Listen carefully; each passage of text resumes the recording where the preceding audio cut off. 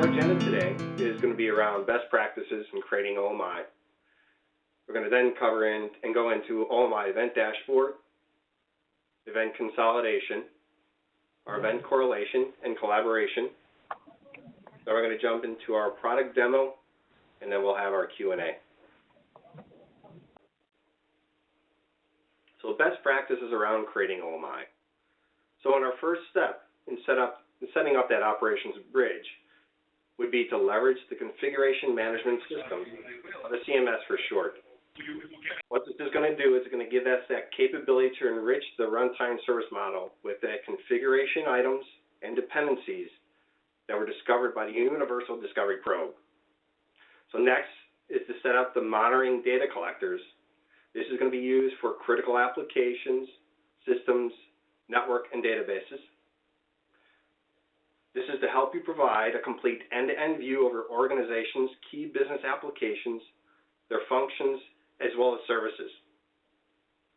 What you want to do is deploy the monitoring tools such as SiteScope, Network Node Manager, and Operations Manager, ascertain these detailed alerts and events, which will be defined and implemented to avoid those potential alerting floods. Next is to set up the application mapping after your data collection environment has been set to populate the runtime service model with the application infrastructure, as well as your web services and your business transaction CIs. This will provide information on the relationships between those CIs, but as well as a best practice, you want to leverage that data to customize the data models according to your business needs.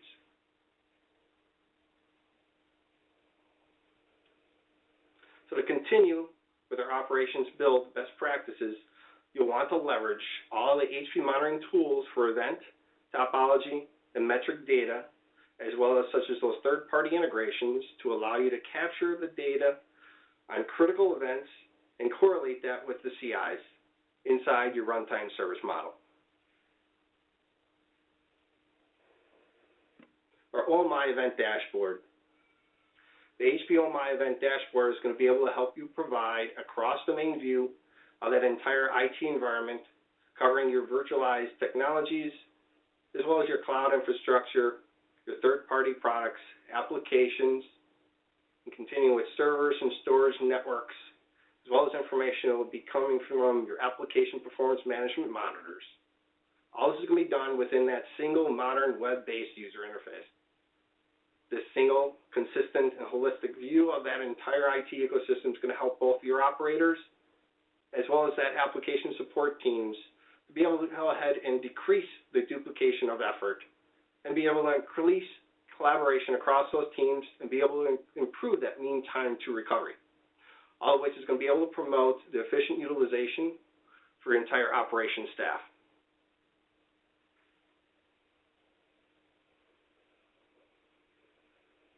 So let's talk a little bit about OMi Event Consolidation. Suppressing duplicating events. A new event may be a duplicating existing event. So this is done by new events are received, they're checked against those existing events. Then if a duplication is found, new information such as a change in severity is used to update the existing event, and the new event is ignored. So the advantage of creating and correlating these events using duplicating event suppression is that it reduces the number of events displayed in the console, but without losing any of the important information needed to further troubleshoot the problem. Close related events automatically.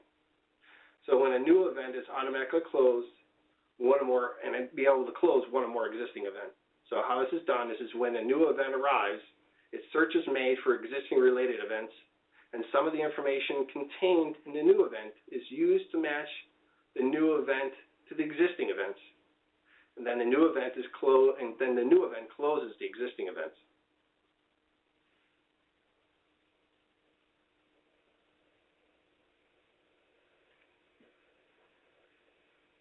OMi Event Correlation.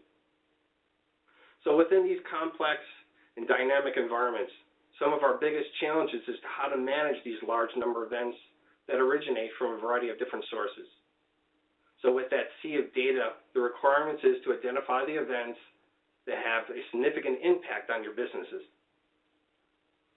So once again, why this is essential to minimize the number of events that appear in the event browser.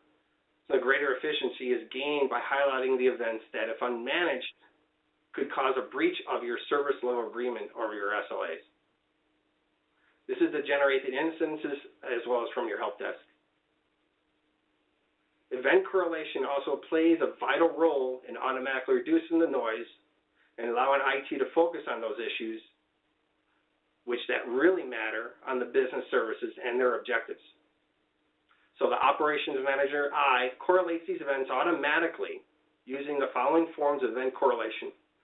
So as a best practice, you'll want to configure the following: suppression of duplication of events, closing related event automatically, stream-based event correlation, topology-based event correlation, and automatic event detection and suppression.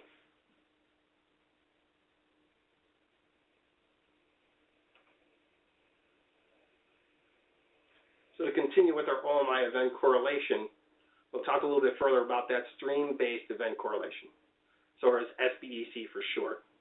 How this is used is it uses and leverages rules and filters to identify those common occurring events or combination events.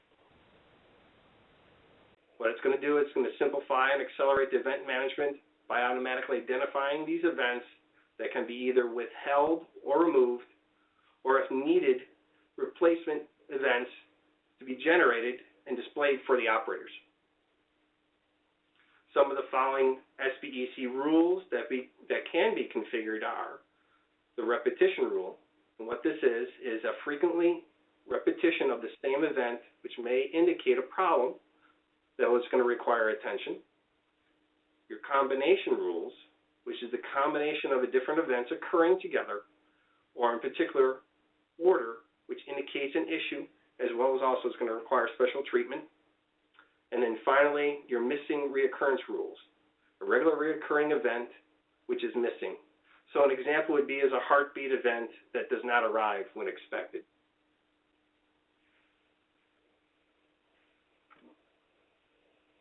So this is what concludes the best practices around the BSM OMi presentation. So now I'd like to pass this over to Sandeep, which is going to take us through the OMi demo. Right, thank you. So what we like right now looking at is RTSM administration view inside BSM. Now, the reason I want to start from here rather than from something like operations bridge view is due to the reason that we are talking in context of best practices, that how we are building operations bridge to make sure that it represents our end-to-end enterprise monitoring.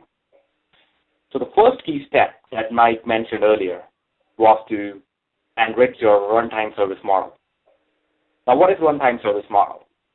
Runtime service model is nothing else but a UCMDB or a configuration management database inside BSM, which is not only keeping the count of the CIs, but is actually associating health indicators or ETIs, or basically event type indicators, to those CIs.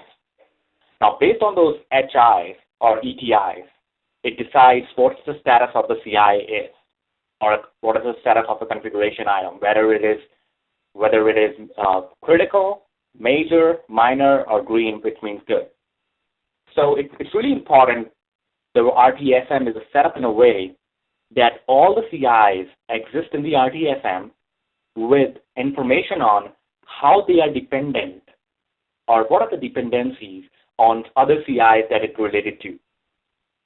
That's really become the core of your event correlation and consolidation. Because if an event is received on a child CI, and it knows what its relationship is, or what is the dependencies it has with maybe some other child CIs or parent CIs or configuration items, it would automatically start looking for events that might be associated with the other CIs and run those correlation rules to find out which is the cause event versus which is the symptom event. And we'll get into more detail on it. From this screen, what I want to focus on is the BSM, or the RTSM inside BSM, has out-of-the-box integration adapters that could leverage your existing CMDB. Now, one of the adapters which right now I'm looking at over here is called CMS to RTSM sync, which is really the configuration management system to runtime service model sync. What it does is that it populates the RTSM with all the CIs that has been discovered in your configuration management system, and it also populates it with the relationships. And the relationship could be a dependency relationship, or it could be just a containment relationship. That really is the core in enriching your runtime service model. Similarly, one of the things that we recommend is when you're creating these integration points inside BSM, we have to make sure that this information is up to date. For example, if there is some change happening in my data center, I want my runtime service model to reflect that change automatically.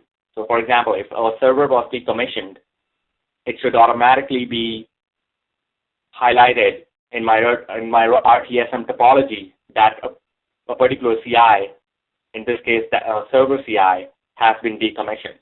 So in order to do that, it's important to keep this sync up to date. And for an example, I'm also pulling up this UCMDB, one of the configuration management database tools that HP has, as an example to find out, okay, how we can achieve the two-way sync, so that whenever there is, not only it is the UD or Universal Discovery or the CMS system that is updating the RTSM, but it's also that RTSM is updating CMDB back of what the changes it knows about a particular data center. So in this list, you would find there is an adapter called BSM 9X, which has a description population sync from BSM with RTSM to CMS. So the other sync was from CMS to RTSM, whereas this sync is from RTSM to CMS. So it is important that a part of best practices when we are in process of building our operations page to make sure that the topologies in both the configuration management database and the runtime service model, which is really the BSM CMDB, is up to date and synced to two-way. There's a two-way communication between the two. That would help us keeping our topology up to date, which will basically become our correlation engines as we move forward. So once those data sync has been done, what's next? So the next thing you would look up would be looking up at is your modeling, or basically what I call modeling your CIs in a way that it makes sense for you to when you're looking at those CIs. So over here, we're looking at a model. Basically, these are the models that are created out of those CIs that have been synced. So for example, Network is a business application CI that could have been imported from configuration management database, and then there could be a few infrastructure CIs that we also was part of that sync that we are using in the RTSM to display the health. So the overall goal, for a NOC engineer to look at is something like this. So these dashboards to look at where it shows the health of different CIs. It could be infrastructure or business CIs with respect to the topology. So for example, on the left-hand side, we have few transactions that we are monitoring using BPM. So what we are doing is that these CIs have been reported to RTSM by Business Process Monitor, and whereas on the right-hand side, this server, which is really my application server, where I have installed the application in my demo environment, is actually discovered by UCMDB using UV probe and report it back to the RTSM. So I'm leveraging the topology information both from the monitoring tool and from my configuration management database to build these service models. And again, coming back to Mike's point is to having end-to-end view into your enterprise. So that's really where you're enabling your NOC team to actually not looking at just the events and to try to find out what exactly they mean, but actually to relate those events back to probably from an infrastructure layer back to the business layer or end user perspective to look at how different things are related to each other, what exactly those events mean in order to the severity or what the health of the overall infrastructure or application in a data center. So that's one thing. Now, what we are looking over here is simply the event browser, which is really the view of the NOC team, or this is really the operations page, actually. So what we are looking at is the number of events along with their severities, the priorities based on what we have set up to show up over here and then correlate. So now this event browser could be consolidating events from HP monitoring tools or from a third-party monitoring tool. So one of the other best practices that comes into the picture is that, okay, we have HP Site Scope, we have HP Network Node Manager that provides us system and network infrastructure health view. Now, does that provide me the end-to-end data center or enterprise view? Probably not. You may have some domain-specific tools, which are third-party applications that provide you much better health of those specific tools that you are using in your environment, which are critical. So the best practice would be to use BSM connector, which is just another software that is totally free, license-free. The licensing is based on the targeted CIs that we are monitoring through those third-party tools. So basically what that BSM connector does is that it absorbs the events or alerts from those third-party integration tools and then forward them into this operations bridge. So in that case, your NOC team, when they're looking at your operations bridge, they are pretty much sure that all the events that are happening end-to-end in the enterprise are arriving in here. And because the BSM in the back end, the RTSM already knows topology, and it already has discovered the entire end-to-end topology of your data center, would be able to correlate those events and associate them to the appropriate configuration items as and when they are reported. And everything, all the events is happening in real time. So it's not like there would be a major latency between when the actual event arrives in the third-party tool versus it arrives in the OMi. It really depends upon how that particular capability of that tool is to forward that event. And if that capability is instantaneous, you would see your events arriving in here pretty much at the same time you would see in your third-party monitoring tool. So once this operations bridge is built for the NOC, they can do pretty much different operations using just this particular view. So one of the capabilities that I would like to mention is the correlation that was also in one of the screenshots that Mike had showed earlier. So what it does is that this C column over here, it really means is that this event is correlated. And what Operations Bridge is doing is that as the events are arriving, it is automatically correlating them. You can do manual correlations, but the idea would be to always, maximum most of the time, have Operations Bridge correlate them automatically. So if I'm looking at this particular event, this event shows that it's a symptom event. So let's click on the event, and in the pane below, I get the details of the event. So in the generic in the general tab, I would see what is the severity. It is critical. Now again, the severity could really be depending upon how you have actually integrated these events in the BSM. BSM has capability of assigning the severity itself. It also has capability to take the severity from the event itself, as and when they are arriving from HP tool or HP monitoring tool or to any other third-party tool. So there could be this could be done within BSM, and depending upon what you want your source for deciding the severity. Life cycle state, it tells you what is the current life cycle state of the event. Is it open? Is it closed? Is somebody working on it? The priority would be associated or would be calculated based on what CI it relates to. For example, in this column over here, it says related CI is network server.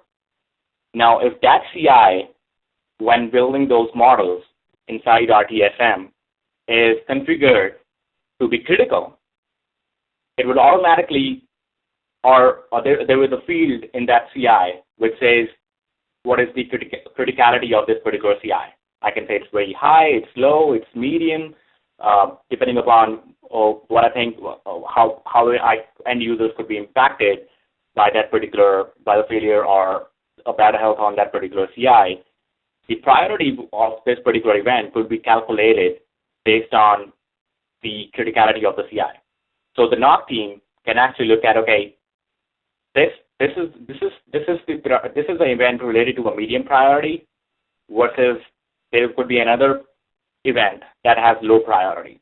So prioritizing the events is also, for the NOC team to work on, is also important information. And enriching your runtime service model with those information is a key component again.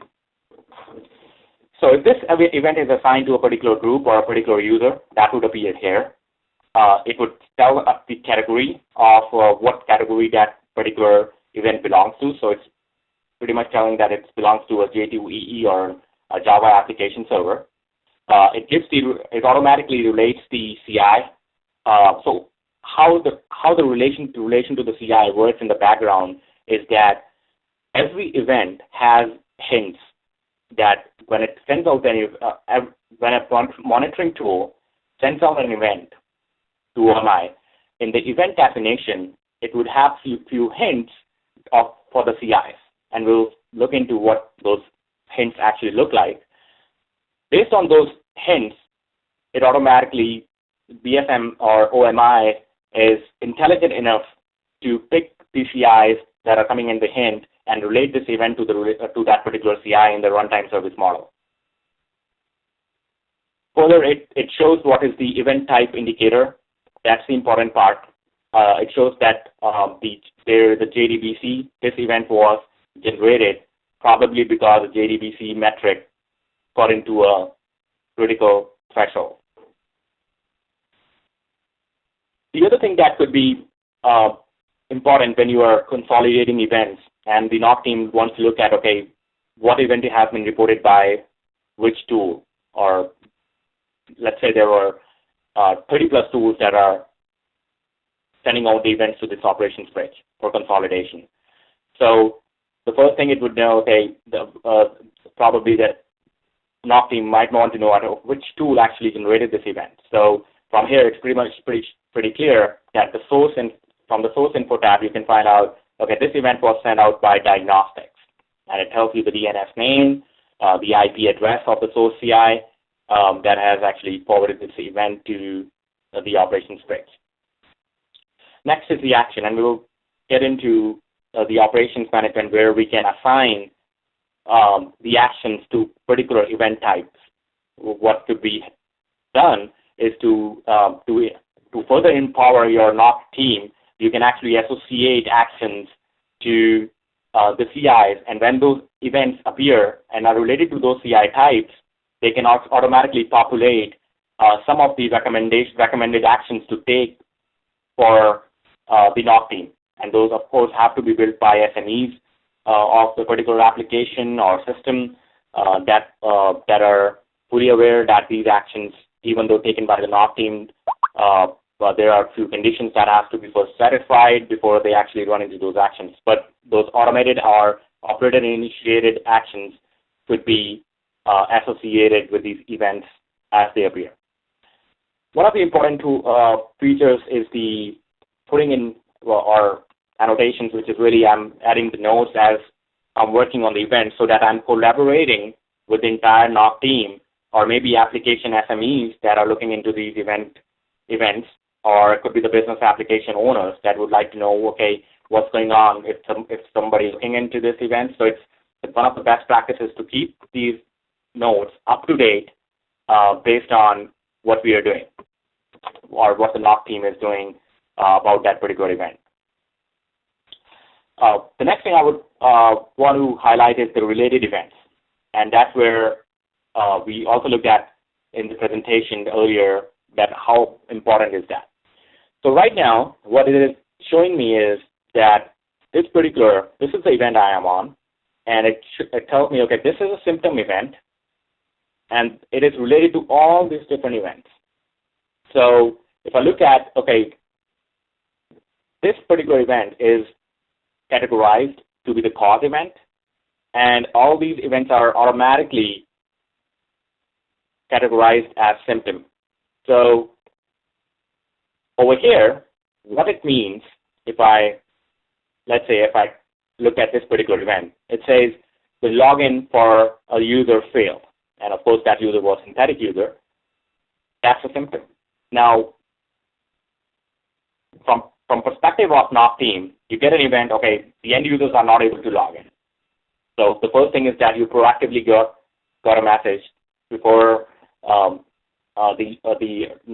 before the end user actually is picking up the phone and calling you and opening maybe a ticket. So you already know because of the synthetic monitoring the login failure is happening. Now what to do with it? Another event was from diagnostics was reported probably at the same time saying that the JDBC connection is not available. So what RTSM did in the background was that it knew from the topology perspective that these login transactions are dependent on this particular JDBC connection. So, and that dependency was built inside the RTSM, so it automatically correlated and find out, okay, this is a cause event, and health of these dependent CIs is going from green to red because this particular cause CI or the cause event is really the event that is making everything else go red. So at the very first moment, the operator looking at these different events comes to know, okay, this is what exactly has happened, or what is actually the root cause of the problem.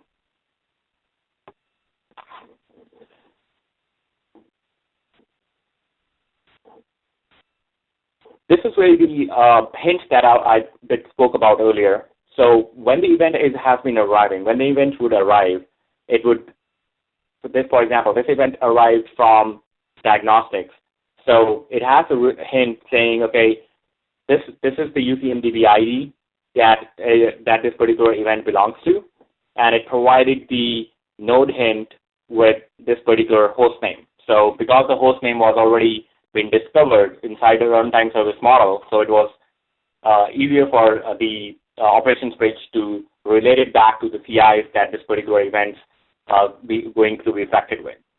Whenever you are not getting any related CIs along with your events in this column, that probably means that there are CIs that do not exist in the runtime service model, because if it's not able to relate the events to the CIs, probably your consolidation would still work, but correlating the events from the topology perspective would probably be problematic. One of the other stuff is the history of the event. So keeping the track of what exactly is happening with the event. So what Operations Bridge allows you to do is that it will provide you the details of, even when the events have been closed, you can actually go to the closed events and find out, okay, what exactly happened to an event 2 weeks back and how was it resolved and who actually worked on it, or what was the resolution in order to get it resolved. So that history tab keeps the track of what exactly has happened to that particular event over the period of time. Now let's get into the nitty-gritties of what actions can be taken by the end user, or basically the NOC team over here who is viewing into this, in order to work on these events. So they can change the status of the event. So they can close, reopen, and change the status to work on or resolve by giving a resolution summary to the event, close the event, assign this event to a particular member in different groups that have been defined inside BSM, or probably could be pulled out from Active Directory. Add a note that we talked about. They can recalculate the priority. So if certain things have changed over the period of time on that particular event, they can recalculate the priority to look at if it's still going to be a high impact for a particular business service or a particular business application. They can look at different items in here. They can, some of them we have already covered. They can look at how exactly that event is impacting the business.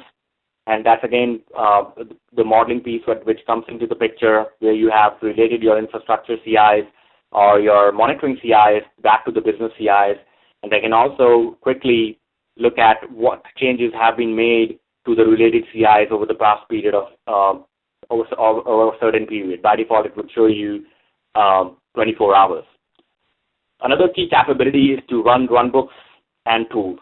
So how you can enable your operations page, and this is definitely what we recommend doing, is that creating the tools for the NOC team, that actually they can run these tools from this particular UI to do some basic troubleshooting. And that basic troubleshooting really depend upon the skill level of the NOC team. So they could run trace routes, they can run pings, they can turn off, turn on services, restart a service or a Windows server or Unix machine to find out, or probably could run a few commands maybe on a Cisco switch to find out what exactly is going on. So those tools could actually be pre-built in the operations management or operations bridge inside BSM and have them mapped to the CIs.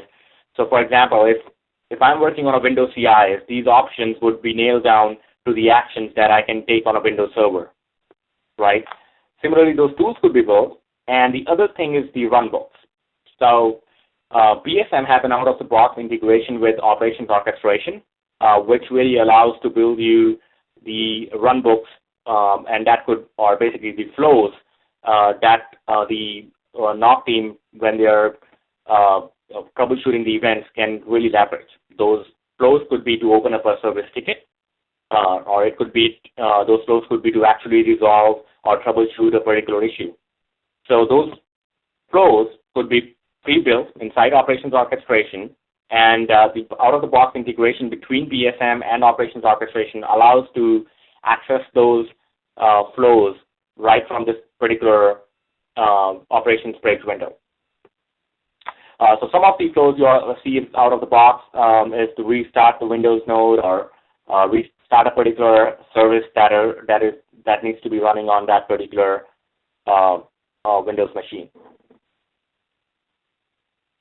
One of the other things that operations bridge allows to do, and that's I've seen over the period of time different customers using in order to make it more sensible for different teams that are maybe looking into the event browser. For example, if I'm only responsible to look at the a particular application, let's say I'm only there's a medical record application, and my role really in the organization is to look at what exactly is happening to that particular application. So I can create the view filters inside this operations page to just show me the information or the events related to that particular business application.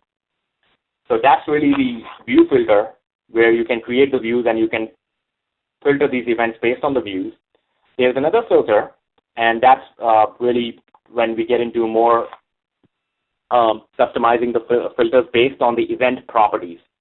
So let me show you what exactly it looks like. So I can select any of the out-of-the-box or already created filters. For example, if I only want to look at anything that is all the events that are happening for my Exchange or for my SQL servers, for my Oracle database, I can use those filters. Or I can go ahead and create a new filter. And what it does is that it allows me to select that, okay, for example, if I only want to look at only the critical events arriving on my event browser, I want to look at all the events that are assigned either to me or to my work group. And I only want to look at the events that are open. So basically, the idea is that you can customize the event browser to actually look exactly the way you want to look at it, not something that you would get from maybe those monitoring third-party monitoring tools or maybe from HP tools that are sending out these events. So you can further use any of the attributes that are associated with the events to actually filter them out. Those could be by title, description, category, subcategory, type. So every event would come by default with all these different properties that could be used in order to filter those events. So I can also look at what applications, if I'm looking for certain applications, I can define that, okay, only the applications that are only show the events for these applications, I can filter that out. One of the other things that comes out is the advanced filter is you can actually append operators on your selected criteria. So for example, if I want to say, okay, my filter has to show critical and it should be associated with me or my work group, and it has to be in the open state.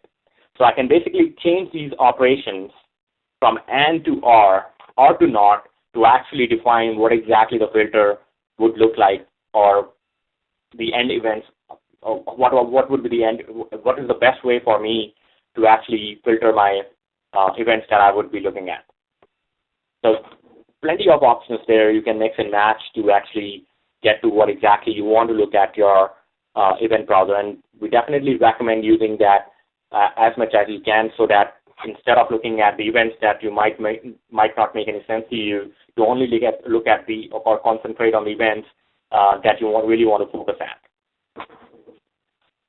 It also allows you to define the columns for your event browser. So, for example, right now we have selected different items in my event browser, the instructions, annotations, user actions. So these are all the different columns that are available for the default event browser view.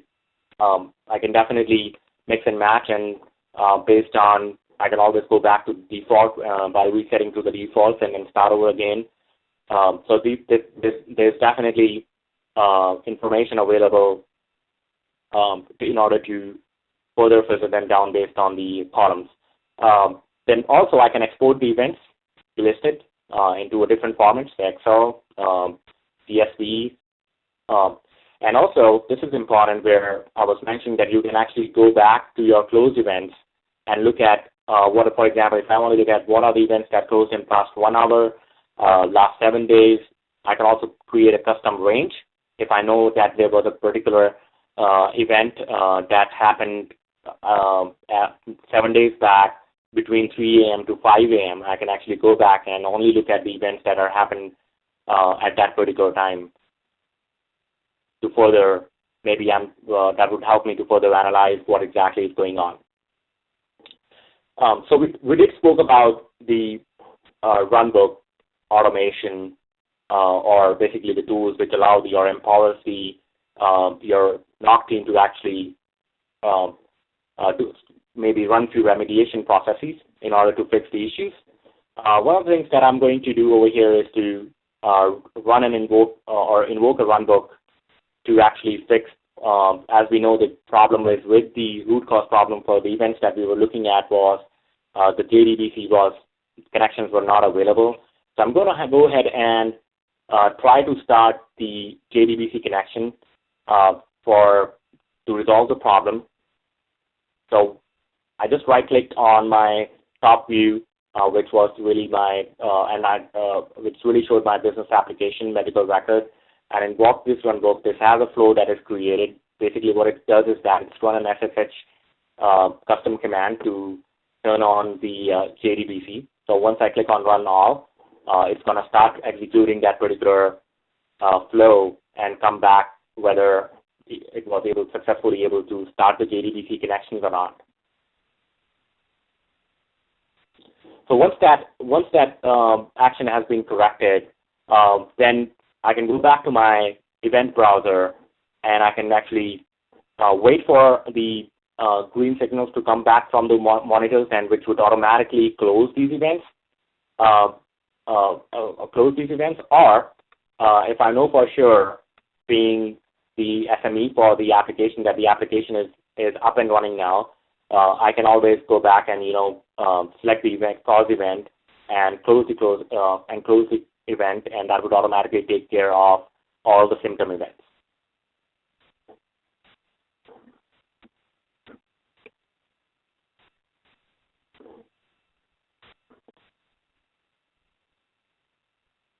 One of the other things that definitely from a dashboard perspective is and that's from the capability perspective. So when we are building these dashboards, we can definitely capitalize on or leverage the dashboard capabilities of BSM operations bridge. So what we were looking earlier at was just the event browser, or basically this middle part of this screen. And what we are looking right now is event perspective. So what we have done is that we have merged this particular event browser view with View Explorer on the left and Actions on the right. So based on what I'm selecting on the left, my event browser would change to represent all the events related to the CIs that I'm selecting on the left. So for example, if I select RTS20, which is one of my Windows machine, it would show up all the events that are associated with that particular CI. So for example, for this particular one of my database servers, it is showing up all the events related to it. So once I click on the particular event, then it shows me all the actions that I can take on that particular event. So I can ping it, I can run maybe traceroute, restart Windows service, and stuff like that. So the dashboard gives you the BSM service health view, gives you that capability where you can mix and match and build the customized dashboards for the end users that would be consuming the information from these operations page.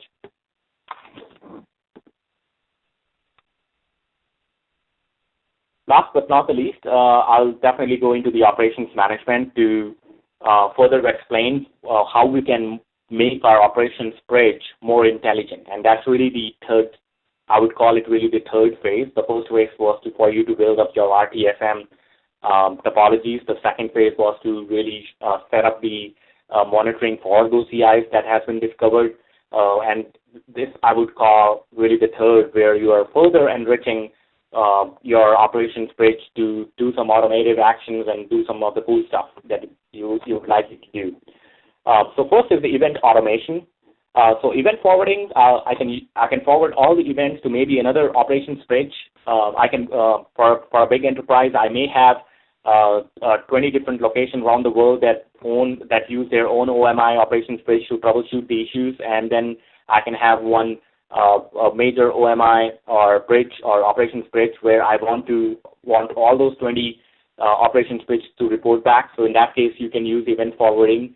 Notifications. So one of the things that we recommend doing is that setting up the notifications not only from the monitoring tools, your end monitoring tools, but also from the BSM. So you can set up the notifications and you can apply the rules based on the event type. So for example, I want to set up notifications for networking just to receive events or notifications on network events. Then I can associate those rules into these notifications so that they're not notified or flooded with everything that is happening on the operations page. They're only getting the events that make sense to them. User group assignments, we can automate the process of assigning the events to the user groups or to the users as and when they are arriving. Time-based event automation, that's one of the features that you can utilize based on, for example, if a particular event is sitting out there in an open state for 1 hour, or maybe a working on state for an hour, I can definitely have a event automation rule created, which actually opens up the ticket in my service manager based on this particular rule. Or basically, what I'm doing is that I'm automating an action based on a certain condition that has been satisfied on my operations page. The next thing is the event correlation. So there are different ways you can correlate the events. One is the topology-based event correlation that we saw earlier, based on the RTSM topology. The stream-based event correlation is more based on how the events are arriving on the operations page. So based on the trending of those events or the streams of those events, I can actually create the correlation rules. For example, there are different ways you can do that, and let's talk about the replication rule for now. I can create a test replication rule. Again, this would be exactly the same way of creating the event filters. Basically, what you're doing is that you are going in and you're creating a filter saying and highlighting or filtering out the events against which you want to pick up your, basically those would be the streams that you would be picking up on this particular correlation rule. Once you have picked up your events that will define an event stream, you can further go ahead and set up the correlations with different attributes of the events, right? So, for example, if there is an event that is arriving on the operations page for 100 times a day with exactly the same title, I can correlate all those 100 events back to a single event based on the title attribute, and I can, depending upon what is the trend of the event, I can set the condition over here. So what exactly the definition of repetition is? Is it 10 events for 5 minutes? Is 20 events for 20 minutes? So basically, that's really where you're defining what exactly your repetition definition is. And then further, I can create the actions, that what exactly action I want to do with those kind of events. So I can do close all events, release the last event, and close all others automatically because it's probably repeating 99 times out of 100, or I can just do release all events that will keep those events open. Or I can, based on my attribute definitions, I can create a custom action that could be taken on those particular stream-based event correlation. So that was stream-based event correlation. Event storm suppression would be something similar, based on if I do not want my operations bridge to be populated with similar events, rather I want to suppress these events. But at the same time, if I can also go back and look at what exactly those events were in the operations page. So if I'm suppressing those events, it doesn't mean that it do not exist in my database anymore. It's just that it would not, at the presentation layer where your NOC team is looking at those operations or events, that's where these would be suppressed. Operations console, finally, that's exactly where you would map your runbooks with your CIs. For example, if I have created a runbook to restart a Windows server, that's exactly where you would map your runbook to restart a service to a Windows CI type. So, for example, when I'm looking at the actions on the network switch, I would not get an option to run a runbook to restart a Windows service because it's a network device. Whereas that's where the mapping really comes into the picture, and it is really important that you are mapping your runbooks accordingly with the appropriate CI types. You can define the custom actions if there is a script that could be used for a remediation process or to maybe open a trouble ticket, you can upload that script over here in the custom actions, and those actions could be operator initiated moving forward, or those could be automated. Tools would be something similar. It's basically you're empowering your end users to run tools, to run through commands, to look at. Performance graphing mappings is again one of the ways that you can build your dashboards to make sense out of what exactly those events mean in terms of the health of a particular CI. One of the things that I would like to mention over here is the dashboard building, where you can actually build custom dashboards from a core perspective, where you can define or lay out how exactly you want to look at your event browsers. You can have them listed as the traditional way of looking at all the events, or you can have a pie chart, you can have a stack, or you can just have a list of the different events happening out in the NOC. It's pretty easy. You can actually, it gives you out of the box these different panes where you can add different components based on what you're looking to do with it.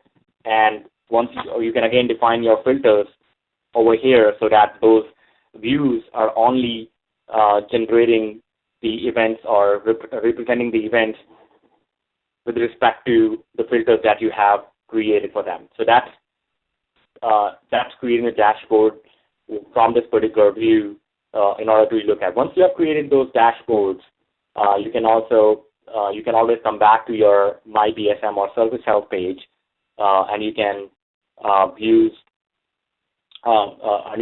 one of the you can use, for example, this particular view over here to represent the event browser in the same window, a report from a site scope, which is cost performance report from the monitoring tools, and on the right hand side, it gives you more details on what exactly that event represents in the operations management, what it's related to, different maybe business applications, different infrastructure CIs, what is the current status. So that's really a snapshot it provides, and all this is wired.